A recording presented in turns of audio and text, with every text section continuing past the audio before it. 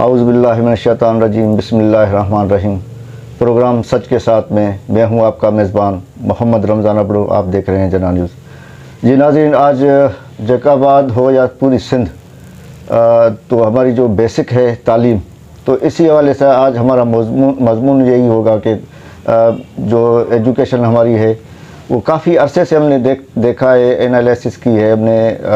जैकाबाद के जो बैकवर्ड इलाके हैं वहाँ पर भी गए हैं, तो जो मुस्तकबिल के मेमार हैं वो नीचे बैठकर तालीम हासिल कर रहे हैं और काफ़ी स्कूलों में तो असातिज़ा भी नहीं आ रहे बच्चों को पढ़ाने के लिए। जो पहले तालीम हुआ करती थी और जो अब तालीम है उसमें बड़ा फ़र्क नज़र आ रहा है और हुकूमत की जानिब से बुलंद व बाला दावे किए जा रहे हैं कि तालीम बेहतर कर चुके हैं, मगर यहाँ पर हालात ये हैं कि जो गरीब और मस्कीन नादार लोग हैं यहाँ के, तो वो बच्चों को तालीम देने के लिए, अपने मुस्तकबिल के मेमारों को तालीम देने के लिए परेशान दिखाई दे रहे हैं। इसी हवाले से आज हमारे साथ PTLF के साबका सदर सिंध के इंतज़ार हुसैन चलगरी आज हमारे साथ मौजूद हैं। उनसे हम बात करते हैं इसी एजुकेशन के हवाले से कि आखिर क्या वजह है कि हुकूमत की जानिब से जो बुलंद व बाला दावे किए जा रहे हैं और एक तरफ देखा जाए तो यहाँ कर तालीम जो है वो तबाही के दायरे पर पहुँच चुकी है। आखिर वजह क्या है? सर अस्सलाम वालेकुम। वालेकुम अस्सलाम। सर आखिर वजह क्या है कि तालीम जो है हमारी बेसिक है, हमारी जो बुनियाद यही है एजुकेशन, अगर वो हमारी मजबूत नहीं होगी तो हमारे मुस्तकबिल के मेमार जो है आगे कैसे बढ़ेंगे? सर बिस्मिल्लाहिर्रहमानिर्रहीम। सबसे पहले तो मैं जना न्यूज़ का मशकूर हूँ कि उन्होंने मुझे इस हसास मौजू पर मदऊ किया और इस पर बात करने का मुझे मौका दिया। मैं समझता हूँ कि तालीम इंसान की बुनियादी ज़रूरत है। तरक्की याफ्ता मुआशरे में उसकी तरक्की की ज़मानत सिर्फ़ और सिर्फ तालीम ही है। सिंध में तालीम का मयार मैं मानता हूँ कि आइडियल नहीं है, लेकिन इतना भी गिरा हुआ नहीं कि हम उस पर नुआ ख्वाह हो या हम उस पर शाम गरीबा पढ़ते रहें। इस सिलसिले में बहुत सारे आदाद शुमार हैं जिन पर हम बात भी कर सकते हैं। दरअसल तालीम जो क्वालिटी एजुकेशन है उसकी ज़रूरत है सिंध में आज। क्वालिटी एजुकेशन के लिए हमें वैसे 4 पिलर्स हैं: टीचर्स है, शागिर्द है, गवर्नमेंट है और वालिदैन है। ये चार ही बुनियाद अगर ये एक पेज पर आ जाएं तो मैं नहीं समझता कि सिंध की तालीम बेहतर हो सकती है। बिल्कुल बेहतर हो पाएगी। गवर्नमेंट सबसे ज़्यादा जो ज़िम्मेदारी होती है वो गवर्नमेंट पर होती है, सरकार पर होती है, स्टेट पर होती है। एक तो स्टेट की आइनी ज़िम्मेदारी है कि वो उस मुल्क के अंदर, रियासत के अंदर रहते हुए सब लोगों को बुनियादी तालीम मुयस्सर करे, फराहम करे, मुफ्त और फ्री एजुकेशन दे। तो जिसके पास वसाइल हैं, जिसके पास अख्तियार है, जिसके पास पॉलिसी बनाने का हक़ है और जो सारी रिक्रूटमेंट करती है, तो इस सिलसिले में सबसे पहली ज़िम्मेदारी तो गवर्नमेंट की और रियासत की बनती है कि वो कर लें। सर आपसे मेरा सवाल होगा कि अगर जो असातिज़ा हैं वो तालीम में सिंसियर होते जैसे पहले हुआ करते थे, आज थोड़ी कमी पेशी हमें नज़र आ रही है। अगर मैं आपसे बात करूं कि असातिज़ा को क्या ऐसी मजबूरी थी कि उसको जो है यूनियन बनानी पड़ी? देखो, यूनियन तो आज की नहीं है। हमारी यूनियन जो है पाकिस्तान बनने से पहले है। ये जब अंग्रेज़ से यहाँ 30s में 1930s में तब तक भी ये जो है यहाँ के, क्योंकि टीचर ज़्यादातर हमारे हिंदू कम्युनिटी के लोग थे, तो मास्टर एसोसिएशन के नाम से सिंध में ये बनी थी। पाकिस्तान बनने से पहले इसको all Sindh primary teacher association के नाम से ये काम करती रही। तो फिर 1950 में उस वक्त के DP से डायरेक्टर अल्लामा दाऊद पोखरो की तजवीज़ पर ही 1951 में ये रजिस्टर हुई 28 नवंबर को। यूनियन बनने के एक तो वजूहात ये है कि वो पाकिस्तान के हर शहरी को अंजुमन साजी का अख्तियार है, पाकिस्तान ने आइन ने दिया है। लेकिन यूनियन की मजबूत होने और फिर इनका ज़्यादा वोकल होने का एक सबब ये भी है कि ब्यूरोक्रेसी ने जब असातिज़ा के या मुलाजमीन के मसाइल को खुदरू तरीके से हल करने में रुकावटें डाली, तो यकीनन वो लोग यूनियन के पास आए और फिर इस तरह वो जब अफसरान से बात करने के लिए गए तो उनके मसले हल होते रहे। तो इस तरह एक जवाब बनता गया यूनियन की मजबूती के लिए। पहले तो ये होता था कि एक सिंपल कार्ड होता था, जो पोस्ट कार्ड होता था वो 10 पैसे का, उस पर अगर कोई भी टीचर अपना मुद्दा लिख कर अफसरान बाला को भेजता था तो विद इन डेज़ उनका मदावा हो जाता था। अब तो ये है कि गवर्नमेंट अगर ये चाहे, जिसका मैं छोटा मिसाल देता हूँ कि हमारे कॉन्ट्रैक्ट टीचर थे, वो उन्होंने अपॉइंट खुद किए, एडवर्टाइज खुद दी, सारा अपॉइंटमेंट का प्रोसेस गवर्नमेंट ने अपनी सतह पर किया। लेकिन 3 साल के बाद उन्हें जो है वो रेगुलर होना था कॉन्ट्रैक्ट पीरियड के ख़ात्मे के, लेकिन 10-10 साल हो गए, बेशुमार तरीके चली, आंसू गैस, वाटर कैनन, शेलिंग, गिरफ्तारियाँ, केसेस, इतनी ख्वारी के बाद फिर जाकर उन्होंने उनको रेगुलर किया। तो यही वजूहात हैं कि जब ये लोग खुदरू तरीके से, जिनका राइट बनता है, वो बर वक्त इंसाफ की तरसील अगर मुमकिन ना हो सकती है तो फिर दूसरे मीन्स जो हैं वो वजूद में आते हैं।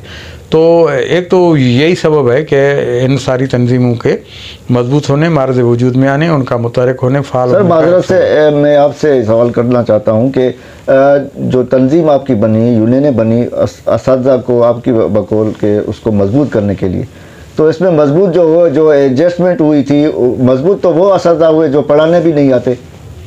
नहीं, इस तरह नहीं है। देखो, हमने सीधी सी बात की है कि जो टीचर नहीं पढ़ाता वो क्रिमिनल है, इससे ज़्यादा कोई बड़ा लफ्ज़ नहीं है। हमारा उनसे कोई ताल्लुक़ नहीं है। सर हुआ ये है कि आपके अहदेदार, जो आपके पेटेलफ के अहदेदार हैं, वही उनको सपोर्ट कर रहे हैं। नहीं, ये तो देखो, अगर कहीं कोई एक एकादों का वाक़या हो तो मैं उसकी तरदीद नहीं कर सकता, लेकिन मेरे पास कोई सॉलिड प्रूफ भी नहीं है कि मैं कह दूं कि ये फ़लाँ बंदा था, ये जो है स्कूल नहीं जाता, उसको ये सपोर्ट कर रहे हैं, तो ये काबिल मज़म्मत अमल है। हम तो ये चाहते हैं कि टीचर्स की बुनियादी ज़िम्मेदारी जो है वो एजुकेशन है, पढ़ाना है। पहली प्राइमरी बेसिक रिस्पॉन्सिबिलिटीज़ जो यही है, फिर दूसरे काम है। एक तो ये है। दूसरी बात ये है कि मैं ये कहता हूँ कि भाई टीचर्स, हमारे रिकॉर्ड पर बहुत सारी चीज़ें हैं। माजरत के साथ मैं मिसाल के तौर पर अभी कोविड में सिंध गवर्नमेंट ने जो स्कूल बंद करने का ऐलान किया था, हम समझते थे कि अब कोई ज़रूरत नहीं है। जब शादी हाल खुल गए, जब मार्केटें खुल गई, जब हर किस्म की ट्रांसपोर्ट की आमदोरफ्त जारी थी, उस वक्त सिर्फ स्कूल को बंद करना हम समझ रहे थे कि ये तालीम दुश्मन अमल है। तो हमने पेटीएलएफ की जानिब से, आप सब लोगों को पता होगा कि हैदराबाद में बल्कि पूरी सिंध में हमने बहुत बड़े मुजाहरे किए, जिसके नतीजे में 30 सितंबर से स्कूल जो है वो दोबारा खुल गए। नहीं तो गवर्नमेंट का तब तक भी इरादा कोई नहीं था। तो हमारा ये काम था कि हम एक अखलाकी प्रेशर पैदा करें, पब्लिक प्रेशर पैदा करें और एक मुहिम चलाएं, सुजागी की, अवेयरनेस की कैंपेन चलाएं, ताकि लोग, पब्लिक हमारे साथ शामिल हो जाए। गवर्नमेंट को हमने ये मजबूर किया कि उन्होंने दोबारा स्कूल खोलिए और अल्हम्दुलिल्लाह अब पूरे आवर्स के साथ जो है वो स्कूल पाबंदी से चल रहे हैं। तो इस तरह हम जब भी समझते हैं कि पब्लिक इश्यूज़ पर जो एजुकेशन से रिलेटेड है और जो बच्चों के मुस्तकबिल से रिलेटेड है, उनको भी हमने कभी भूला नहीं, वो भी हमारी एजेंडा पर शामिल होते हैं। सर हम बात करेंगे तालीम, जो पहले तालीम थी तकरीबन 80 की तालीम को लेके हम बात करते हैं, तो अब की तालीम में उस तालीम में क्या फ़र्क नज़र आ रहा है आपको? देखो, ये सब पॉलिसी पर मुनहसर है। दूसरी बात यह है कि इससे पहले अगर आप चले जाएं तो मैं तो ये कहता हूं कि इसमें एक ही बात कह दूं और बड़े मैं जुर्रत से कहता हूं कि एक ही सबब वो है सियासी मुदाखलत। जब से स्पेशली मार्शल लॉ के दौर में और फिर अनडेमोक्रेटिक मीन्स जब नाफिज हुए, मार्शल लॉ हुए, मजलिस शुरा बनी, और फिर जुनेजो साहब के दौर में MPs MNAs को जो है वो सीटें अलाट की, कोटा दी गई कि भाई इतने टीचर आपके पास हैं। फिर ना कोई हले देखी गई, ना कुछ और किया गया। तो इस किस्म की जो पॉलिटिकल इंटरफेरेंस है और ये चलती आ रही है, अभी तक ये नहीं है कि वो उसी पर है, लेकिन फिर डेमोक्रेटिक इरा में भी ऐसी सूरत हाल आती गई। तो ये जाकर मादरत के साथ मैं यही कहता हूँ कि मैं खुद डेमोक्रेटिक बंदा हूँ, लेकिन ये कोटा सिस्टम जो MPs, MLAs, minister, chief minister इनको दिया गया था, ये 2001 में परवेज़ मुशर्रफ ने ख़त्म कर दिया। और 2001 के बाद सिंध गवर्नमेंट ने जितनी भी अपॉइंटमेंट की है वो थ्रू थर्ड पार्टी की है और मेरिट पे की है और आफ्टर रिटन टेस्ट क्वालिफिकेशन। मिसाल के तौर पर 2001 में college of business management Karachi से CBM की तरफ से अपॉइंटमेंट हुई और पहली मरतबा HST और JST teacher Sindh public service commission के थ्रू अपॉइंटमेंट हुए। फिर 2000 एडजस्टमेंट के हवाले से क्या कहेंगे आप? एडजस्टमेंट से आपकी क्या मुराद है? जो पहले हो चुकी थी, अब भी तकरीबन 1600 या 1700 अभी भी जो वो असातिज़ा हैं जो एडजस्टमेंट की। मेरे नज़र में तो ऐसा कोई नहीं, मैं तो किसी को नहीं समझता, लेकिन जिसके पेपर्स हैं और जो ड्यूटी कर रहा है, जो सैलरी ले रहा है, जिसके सब सर्विस ट्रैक मौजूद है, तो ये तो अंदाज़ा करना किसी के लिए मुश्किल होगा कि हम किसी के माथे पर ये स्टैम्प लगा लें कि ये जीनियन है, ये नहीं। और बहुत सारी ये तफ्तीश होती रहती है। आप कह रहे हैं कि सियासी मुदाखलत हो रही है, क्या आपने यूनियन के थ्रू कोई ऐसी मुदाखलत के हवाले से कोई प्रोटेस्ट वगैरह किए? देखो ना, बहुत सारी चीज़ें हैं जो हमने अपने चार्टर ऑफ डिमांड में लिखी है, लेकिन गवर्नमेंट हमारे डिमांड पर जब मिनट्स इशू करती है तो उसमें सामने लिखती है तो we are agreed and there is no any political interference in the department. वो भी एक रवायती और स्टीरियोटाइप जुमला लिख देते हैं कि हम नहीं करेंगे, अगर हुई है तो आइंदा नहीं होगी, लेकिन नहीं हो रही। तो इस तरह ये तो बात है, ये ट्रांसफ़र पोस्टिंग, अब ये अपॉइंटमेंट पे नहीं है, ये तो हम बिल्कुल we are agreed that since 2001 जितनी भी अपॉइंटमेंट हो रही है वो थर्ड पार्टी के थ्रू कॉन्ट्रैक्ट पर, मेरिट पर हो रही है। लेकिन इन लोगों ने मेरिट का हशर क्या किया है? उनकी रेगुलराइजेशन के लिए जितने हमने जतन किए हैं, जितनी तकलीफ़ें उठाई हैं और जितनी सऊबतें बर्दाश्त की हैं, वो तो एक तारीख़ का बहुत तल्ख़ बाब है। अच्छा सर, बात करेंगे सरकारी स्कूलों में जो है वो तालीम का फुकदान है, बुनियादी सहूलतों से महरूम हैं, जैसे कि पानी का इशू है और जो है वाशरूम, काफ़ी गर्ल्स स्कूल में वाशरूम का प्रॉब्लम है। इस पर आवाज़ कभी नहीं उठाई आपकी यूनियन ने, किसी ने भी? देखो, अभी आपने अगर हमारे चार्टर ऑफ डिमांड, अब तो सोशल मीडिया का दौर है, पहले तो ये बहुत महदूद था मीडिया का, प्रिंट मीडिया थी और उसमें किसी का बयान छपना तो बहुत बड़ी बात होती थी। फिर इलेक्ट्रॉनिक मीडिया आया तो थोड़ी बहुत कुछ रिलीफ मिला। अब तो सोशल मीडिया आ गया है, हर किसी का अपना चैनल है और मेरे पास जितने भी सोशल साइट्स हैं, जितने भी समाजी राब्तों की जितने भी साइट्स हैं, उस पर मैं अपना मुद्दा, अपनी बात आसानी से कर सकता हूँ और करोड़ों लोगों तक वो पहुँच जाती है विद इन मिनट्स। तो हमारे इसमें देखेंगे कि हमने जब सोशल मीडिया का टूल इस्तेमाल किया है तो हमारे चार्टर ऑफ डिमांड में ये मुतालबा रहा है कि स्कूल में मिसिंग फैसिलिटीज़ हैं उनका पूरा किया जाए। हमने एदाद व शुमार के साथ दिए है कि 3-4-5 साल पहले हमारे पास 47,000 प्राइमरी स्कूल थे। ख़ुद गवर्नमेंट का सर्वे था अपना जो एनुअल सेंसस करते थे एजुकेशन का, जिसमें 35,000 स्कूल ऐसे थे जो बुनियादी सहूलतों से महरूम थे।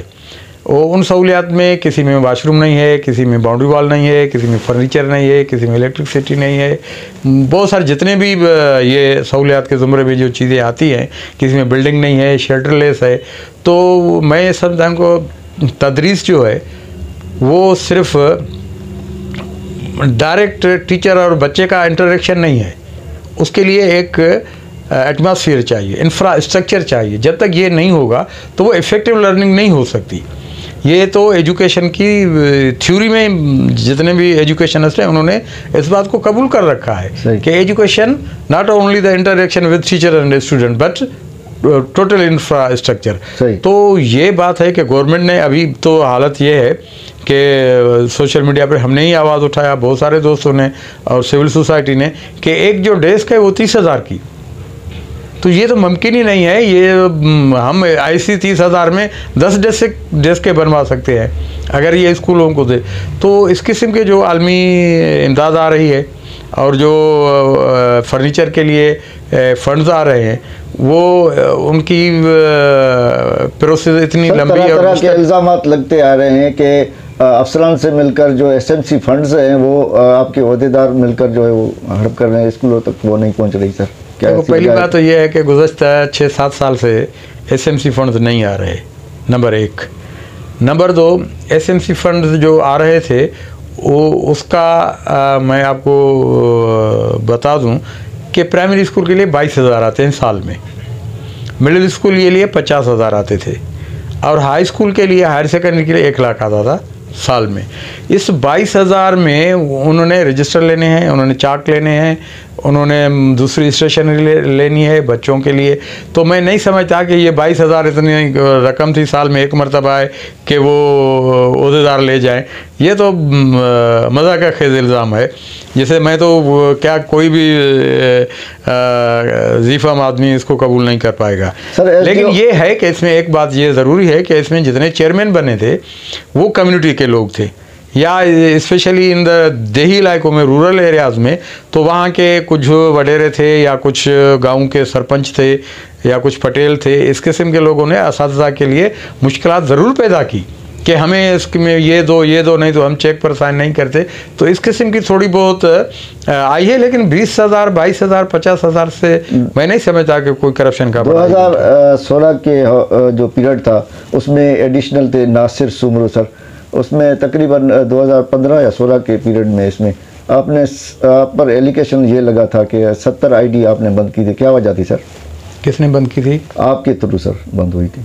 नहीं, देखो हमारा तो एक तरफ तो आप कोशा है असातिज़ा के हवाले से, आपकी यूनियन कोशा है, दूसरी जानब ये एलिगेशन है कि 70 आईडीज नोटेबल आदमी की जो है बंद हुई थी। वो शायद उन्होंने अपने सतह पर की हो, उस पर कोई है, लेकिन मेरा इस सिलसिले में कोई अमल दखल नहीं है कि किसकी आईडी बंद करो या किसी की खोलो। जितने भी वो काम करते हैं तो वो एज़ पर सर्विस रिकॉर्ड या मेरिट पर या जस्टिफिकेशन का होगी, या किसी पर कोई इल्ज़ाम होगा तो इसी लिहाज पे बंद की होगी, किसी की खोली होगी तो उसकी जस्टिफिकेशन। अब तो यहाँ किसी के भी लोकली सतह पर ये नहीं है। 2014 से लेकर ये सेंट्रली एजी सिंध के पास चला गया है ये, तो वहाँ से सैलरी सेंट्रली, तो आईडी सेंट्रली ब्लॉक होती है, और वहाँ से सेंट्रली जो है वो डी कोड होती है या डी ब्लॉक होती है, वहाँ से खुलती है। तो यहाँ तो अब तो 2014 के बाद मकामी अफसरान के पास मेरे ख्याल में इस किस्म का कोई अख्तियार नहीं। अगर होगा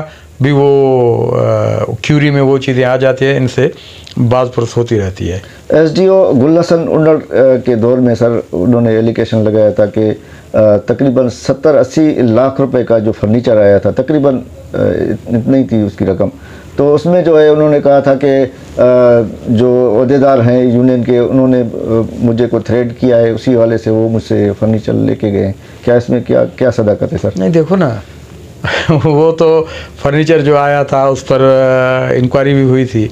उस फर्नीचर हमारा यही था कि जो नीडफुल स्कूल हैं या जिसकी लिस्ट आई है, जिन स्कूलों के नाम पे लिस्ट आई, हमारा ये काम था तो वो शाया की जाए, वो डिक्लेयर की जाए, और जितना जिस स्कूल के लिए जितना फर्नीचर है उसको दिया जाए। लेकिन यहाँ मैंने पहले कहा पॉलिटिकल इंटरफेरेंस थी, तो अपने मनपसंद लोगों को, कुछ सियासतदान, कुछ रूरल एरियाज़ में बहुत सारे लोग, उनके कहने पर गलत जगहों पर हमने ज़रूर आवाज़ उठाया उसके ख़िलाफ़, और उसी पर हमने इंक्वायरी भी करवाई। ये गलत बात है कि हमने तो ये एतराज़ उठाया कि भाई ये इसकी गलत तकसीम के ख़िलाफ़ इंक्वायरी की जाए। वो हमारे कहने पर तो इंक्वायरी हुई थी, जिसके बाद वो फर्नीचर जो है रिफ़ंड हुआ, और फिर जिन जिन स्कूलों के नाम पे आया उसमें दोबारा वो उसमें तकसीम किया गया।